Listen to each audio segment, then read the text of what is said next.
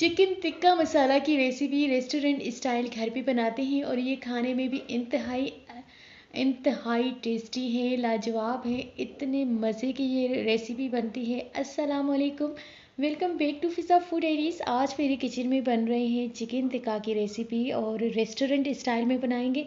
तो सबसे पहले हमने ये किया था कि चिकन को अच्छी तरह से वॉश कर लिया था। उसके बाद 2 टेबल स्पून मैंने लेमन जूस ऐड किया था और चिकन मैंने लिए हैं यहाँ पर leg piece and chest piece.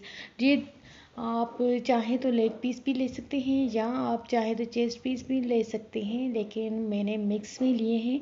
उसके बाद कुछ मसाले ऐड किए हैं, जिसमें है 2 बड़े स्पून मैंने दही के ऐड किए थे और लहसुन अदरक का पेस्ट, गरम मसाला पाउडर, कुकिंग ऑयल भी यहाँ पर मैंने ऐड किया था, मैरिनेट होने के लिए रख दूँगी। उसके बाद मैंने प्याज को हल्का सा गोल्डन फ्राई कर लिया। उसके बाद मैंने ये मैरिनेट किया हुआ चिकन ऐड किया है।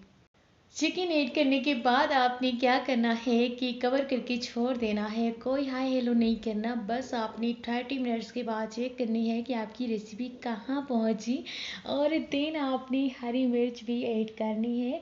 और जब कुकिंग ऑयल ऊपर आ जाए, इसी तरह से सेम लुक आ जाए, तब आपने रेसिपी को डिश आउट करना है और गर्मा गर्म नान एंड चपाती के साथ सर्व करना है।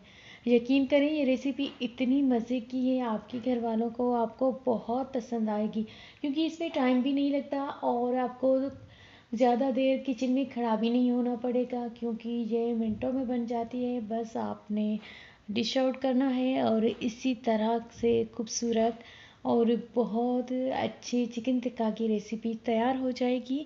वीडियो पसंद आए तो लाइक शेयर एंड कमेंट करना मत भूलिएगा। मुझे दीजिए इजाज़त। अल्लाह हाफिज़।